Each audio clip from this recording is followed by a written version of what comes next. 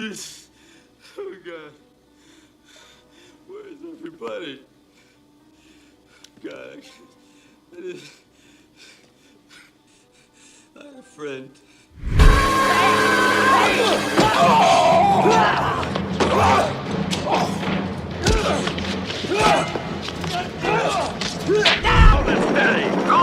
Talk to me, damn it! I want to know what's going on! Released in 1982, First Blood introduced audiences to an action hero who would become an icon for decades, John Rambo.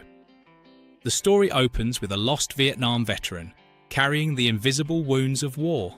Returning home, he finds no welcome, only loneliness, alienation, and an endless haunting. Arriving in a small town, Rambo clashes with Sheriff Will Teasel, an authoritarian and prejudiced man. Simply because of his rugged appearance, Rambo is driven out of town like a useless tramp.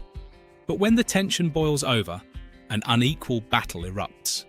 The entire local police force and National Guard hunt down a lone man, a man who was trained to be the perfect killing machine.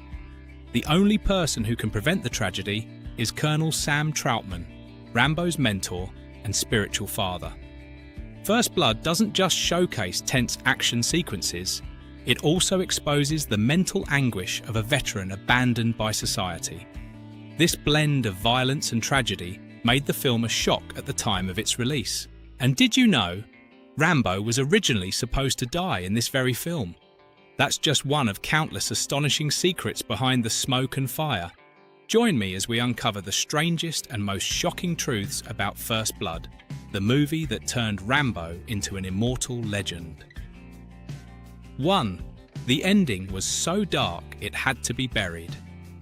Forever, can you imagine that Rambo, the hero who left the whole world breathless, was originally supposed to die in the first film? The theatrical version we know ends with Rambo collapsing into the arms of Colonel Troutman, sobbing, exposing all the pain of a veteran. It's a bitter ending, but it leaves a glimmer of hope, paving the way for the next installment. However, in the original filmed version, there was no hope at all. After unleashing his fury, Rambo collapses, utterly exhausted and desperate. He trembles, clutching his gun, forcing his own spiritual father, Colonel Troutman, to pull the trigger. A gunshot echoes in the night. Rambo falls, blood gushing out, his eyes vacant and then lifeless. The screen goes black. No future, no part 2, no indomitable icon. Just a pathetic tragedy about a soldier buried by life itself. That scene was fully edited, ready for public release, but when it was shown to a test audience, the entire theatre was stunned and erupted in anger. They couldn't accept Rambo dying like a wounded animal. The fierce backlash forced the film crew to do a U-turn in desperation, writing a more humane ending, leaving Rambo alive, wounded but not defeated. And that decision changed the entire history of cinema. But the film's fate wasn't settled yet, because another nightmare was waiting in the editing room. 2. The 3-hour cut that made Stallone want to bury the film. Few would have guessed that before becoming an action masterpiece, First Blood was almost an unredeemable disaster. The first cut ran for more than 3 hours, so tedious and messy that no one could even recognize the story of a heroic veteran. The pacing was inconsistent, the dialogue was long-winded, and many scenes were repeated, leaving the internal audience feeling exhausted. Sylvester Stallone, who had staked his career on the role of Rambo, bitterly said he wanted to buy back all the rights just to prevent the movie from being released. In his eyes, First Blood was turning from his greatest hope into a dangerous joke for his career. But instead of giving up, Stallone chose to lock himself in the editing room. He patiently worked with the editor to fine-tune every frame, aggressively cutting dozens of minutes of redundant scenes, removing cumbersome dialogue, and re-establishing the entire rhythm. The result was a film that was less than 100 minutes long, tight, tense, and full of energy. That risky decision saved the film, turning First Blood from a murky corpse in the editing room into an immortal action monument. However, Just when the behind-the-scenes story seemed to be calm, a real-life incident hit the film crew. 3. A real weapons heist on the set. Right in the middle of filming in the town of Hope, British Columbia, a real-life incident occurred that shocked everyone. A truck full of prop weapons, from machine guns and rifles to handguns, was broken into and completely emptied by thieves. The total value of the stolen goods was estimated at $50,000, a massive sum for the film crew at the time. The most frightening part? The weapons were supposed to be guarded by real soldiers, yet the thieves succeeded, turning the entire movie set into a real-life crime scene. In an instant, the fictional action set became a real security hotspot. Local newspapers ran sensational headlines. The police launched an investigation, and the film crew panicked over the risk of the entire project being shut down. To salvage the situation, the Canadian military was deployed to guard the remaining weapons, turning the movie set into a real military barracks. Stallone later admitted that the prop storage might have been more heavily guarded than a small military base. Fortunately, most of the stolen weapons were eventually recovered, but the incident added another layer of drama to the film's production history. And from another perspective, within the cast itself, a spectacular change also altered the face of First Blood. The role of Trautman changed hands at the last minute. Can you imagine how Rambo's image on screen would have changed if Colonel Sam Trautman had not been Richard Crenna, but a completely different face? In fact, the name originally chosen was Hollywood legend Kirk Douglas. With a long career from Spartacus to Paths of Glory, Douglas had the gravitas to be Rambo's spiritual father. But problems arose when he wanted to control all the dialogue and, especially, the ending. Trautman had to be the one to shoot and kill Rambo, maintaining the tragic spirit of the novel. Stallone and the crew vehemently objected. They believed that for Rambo to become an icon, the character could not die in the very first film. The tension escalated to the point that Douglas withdrew just a few days before the cameras started rolling. In the chaos, Richard Crenna was called in as a firefighter solution, with almost no time to prepare. But something strange happened. With his calm, dignified, yet compassionate demeanor, Crenna embodied Colonel Trautman in a way that audiences could never forget. A last-minute cast change, but it became the perfect choice, leading the entire film in a different direction. And while a key role was shaped by that surprising turn of events, in another scene, Stallone was willing to sacrifice his own body to bring raw authenticity to the screen. 5. The cliff jump that actually broke Stallone's bones. In the deep forests of British Columbia, the film crew prepared for one of the most dangerous scenes. Rambo being chased, desperately leaping from a sheer cliff. Many were sure a stuntman would do it for Stallone, but the actor flatly refused. He declared, "If Rambo has to be in pain, then I have to go through that pain too." The camera rolled. Stallone's body plunged headfirst, colliding with branches repeatedly before hitting the ground hard. The impact was so strong that it fractured several of his ribs, leaving him in so much pain he could barely breathe. Yet he gritted his teeth, endured the pain, and continued filming, making the scene one of the most authentic moments in the movie. On screen, Rambo's ragged breathing and pained face are Stallone's real agony, without a single bit of pretense. If that jump cost Stallone his own body, in another scene, another accident left a permanent mark on the film. 6. The punch that broke a stuntman's nose on screen. In the scene where Rambo explodes at the police station, the camera captures every chaotic, violent move. But one punch went beyond the boundaries of acting. Stallone, in the fury of his character, threw a blow so hard it broke the nose of the stuntman opposite him. The scream of pain was immediate, not a fake cry for the film, but the instinctive reaction of a real person being struck down. Instead of cutting it, the film crew decided to keep the moment. It was so real, so intense, that it made the entire sequence burst with energy. After the scene was done, Stallone was horrified and apologized, while the stuntman, holding his bloody nose, just laughed. That moment became part of the legend, contributing to the film's status as an unparalleled masterpiece. And while Rambo could break his opponents with his fists in the film, in the original novel, his victim count was far more terrifying. 7. The original Rambo was much colder and more ruthless.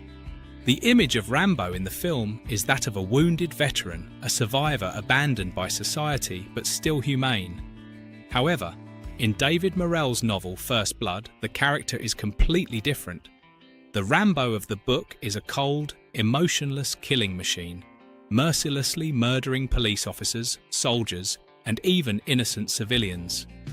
The number of victims he leaves behind totals 15, even 20 people. Rambo himself doesn't even bother to count anymore. It is no longer the tragic hero seen on screen, but the portrait of a cold-blooded psychopath, turned into a monster by war. If the book had been adapted verbatim, Rambo would never have been loved by audiences, nor could he have become a symbol of empathy for real-life veterans. But to turn a ruthless character into a humane icon, Hollywood went through a decade of torment, loss, and sweat. 8. 10 years of development hell. Before the film was made. As soon as the novel First Blood was released in 1972, many film studios rushed to snatch up the rights. But instead of being made quickly, the project was stalled for over 10 years. More than 18 different scripts were written and then discarded. One version turned Rambo into a psychopathic killer, even more cold-blooded than in the book. Another version leaned towards political satire, turning the story into a mockery of American society. Many directors and big stars came and went, all leaving behind a project considered too risky, too vague. First Blood floated from Warner Brothers to Columbia, then to Carolco Pictures, like a hot potato that no one dared to hold for long. Only when Stallone stepped in did the project find a way out. He took the script, cut the gore, infused it with humanity, and reframed Rambo's image as a victim of his time. From a seemingly impossible mess, a new cinematic legend was born. But the story of casting the main role was no less dramatic. 9. When A-listers almost became Rambo. Can you believe that before Stallone became synonymous with Rambo, Hollywood had a list of the biggest names in the business? Clint Eastwood, the cold Western hero Robert De Niro, the master of method acting Al Pacino, the fiery icon Dustin Hoffman, the versatile star, and even Steve McQueen, the action legend. All were targeted for the role of John Rambo, but one by one they all turned it down. Eastwood thought the character didn't fit his style. De Niro and Hoffman were overwhelmed by the violent script. McQueen was considered too old. Pacino wanted Rambo to be a frantic, uncontrollable madman, something the producers couldn't accept. If one of them had accepted, Rambo would certainly have been a completely different character. Maybe as cold as Eastwood, as explosive as Pacino, or as introspective as Hoffman. But in the end, fate chose Stallone, who poured his heart and soul into the role, rewrote the script, and created an irreplaceable image. And thanks to this role, in just one night, Stallone became an international superstar.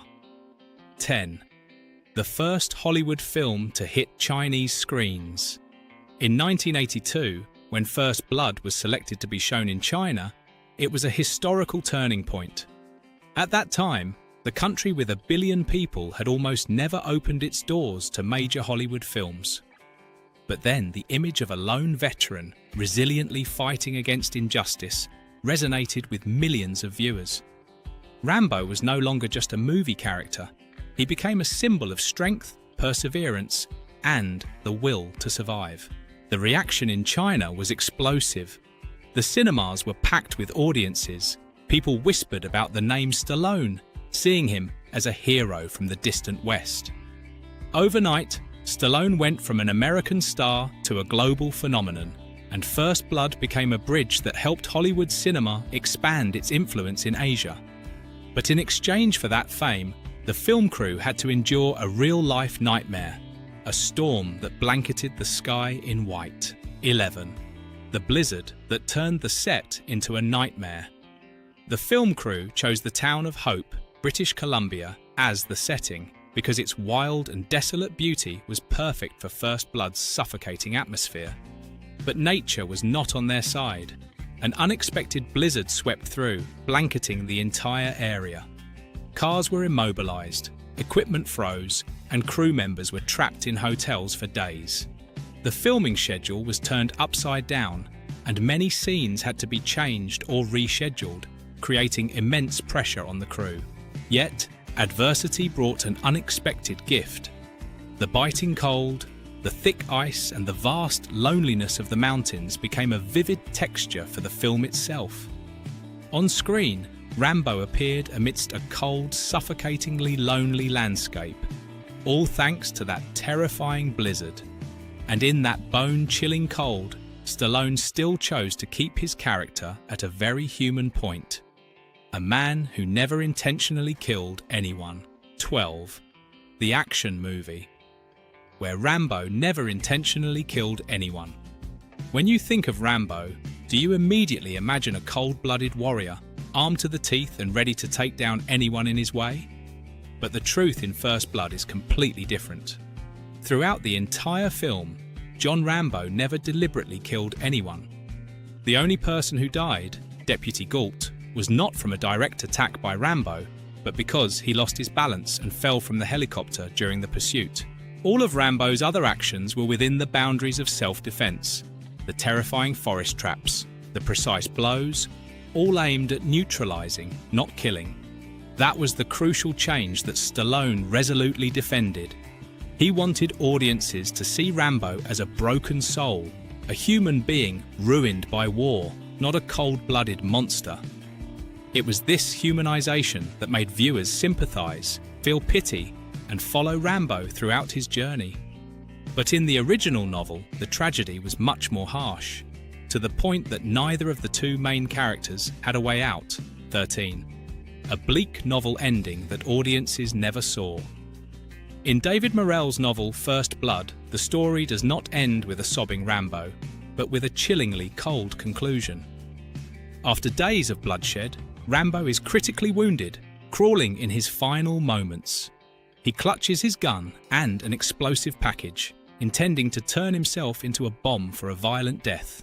But his exhausted body no longer has the strength to light the fuse. In that very last moment, Colonel Troutman, who once trained and understood Rambo, appears. There are no words of comfort, no miracles, just a single mercy shot that echoes, blowing Rambo's skull away. And everything ends.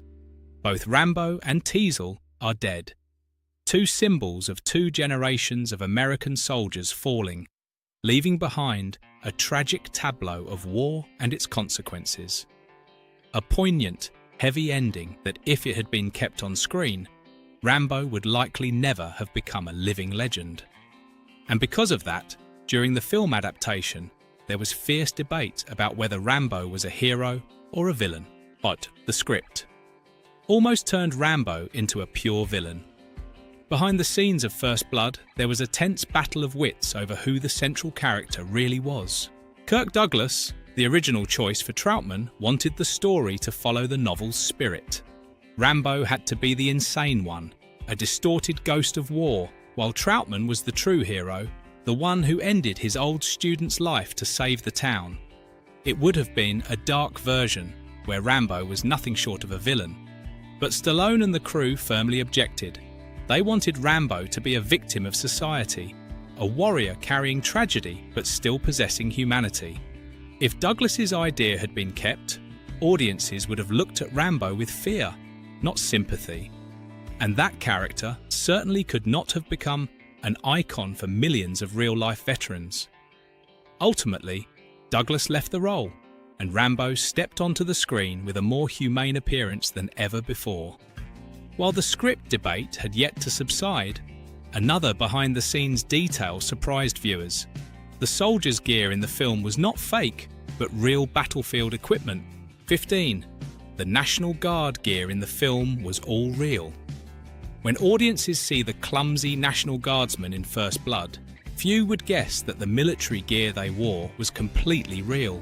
The film crew borrowed the heavy helmets, old jackets, and leftover equipment from Canadian military supply depots. The sloppiness of these surplus outfits made the unit look exactly like what they were. Part-time soldiers, both clumsy and naive as they hunted down a seasoned veteran. On screen, every scratch, every faded uniform added to the authenticity, turning the chase scene into a deadly game no different from real life. If the real equipment brought life to the film, then the person behind the camera, whom no one would have expected, was the one who breathed soul into this entire masterpiece. 16. From comedy director to father of Rambo. Before taking the helm of First Blood, the name Ted Kotcheff was associated with light comedies and dramas like Fun with Dick and Jane. No one could have imagined that he would be the one to create the dark, violent and desperate portrait of a veteran abandoned by society. Kotcheff entered the project when no one else dared to, and with his unique vision, he turned First Blood into not just an action movie, but a tragedy about trauma and isolation. That bold choice shocked audiences. A comedy director gave birth to Rambo, a symbol of war and survival. But sometimes, even the smallest details can change the entire tone of a story. 17. The Batcave was changed to a rat cave in First Blood. In the original novel, when cornered, Rambo hides in a Batcave, dark, smelly, and evoking a terrifying savagery. But when brought to the screen, the director was forced to make a change. The reason wasn't artistic, but practical.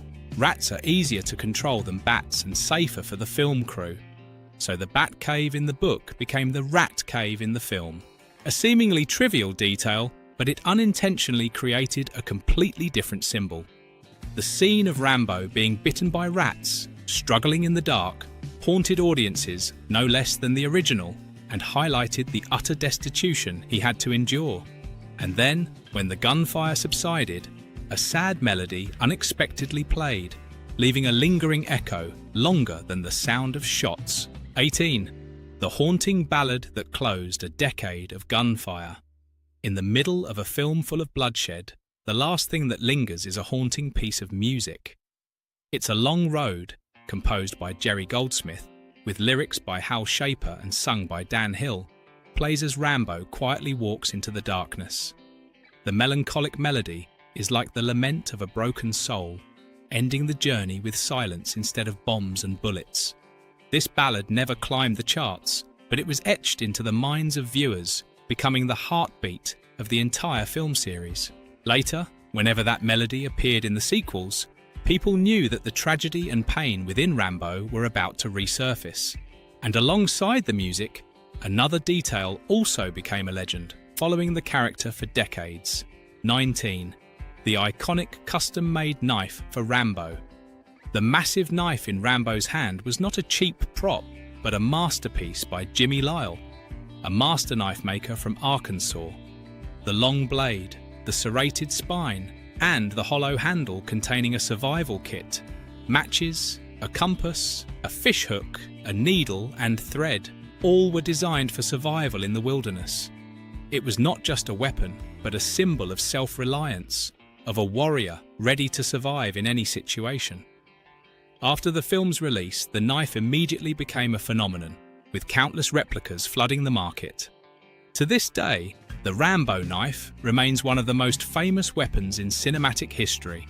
And like a sharp knife slicing through the box office, the film, with its modest budget, made a miracle. 20. The $15 million film that became a $160 million legend. With a budget of only about $15 million, First Blood was not initially expected to be a miracle. It was too dark, too heavy, and seemed unlikely to compete with the flashy blockbusters of the time. But then, everything was reversed. Upon its release, the film grossed over $160 million worldwide, far exceeding all predictions. This success turned Rambo from a character who was supposed to exist in just one film into a global icon. paving the way for a series of sequels, comics, toys, games, and even animated shows.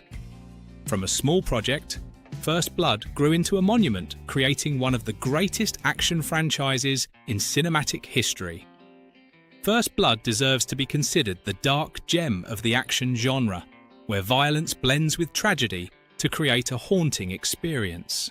The film doesn't just portray suffocating tension, but also highlights the mental pain of a person abandoned by society.